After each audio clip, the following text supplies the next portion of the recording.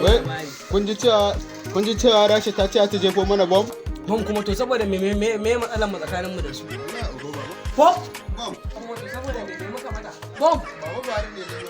Bom za sa? Inna lillahi wa inna ilaihi raji'un. Shi kenan namu ta kare. To sai an jima. Naji sai an jima. Ku je ku zauna to.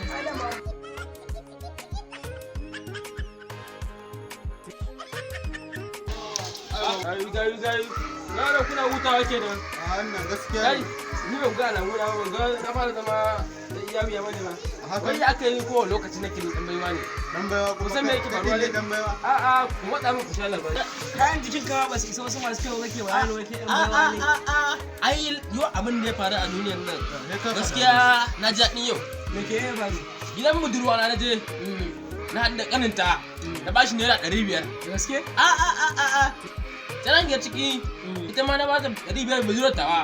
Ina ji. Yawwa ina zuwa gurin wannan yawwa sadakar tawa na shiga ciki domin in ga da ita. Ko zan me faru? Sai na tsinta 2000 a ɗakin ta.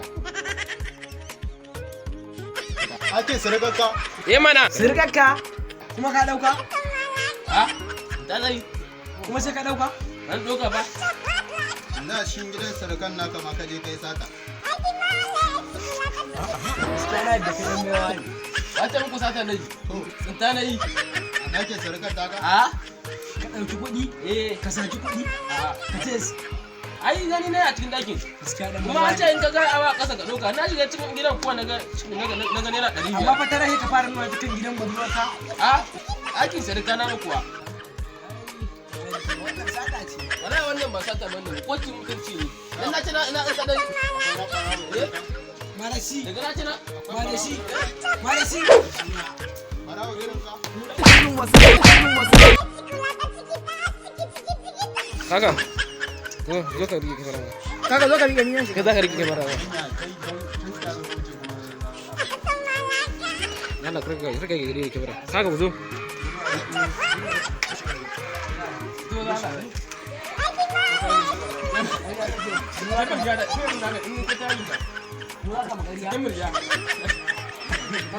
Da Allah wallahi tana fulani. Fatima ga yana da yayi. Ni za ka rera ma wani. Ko ka sama na sama kai.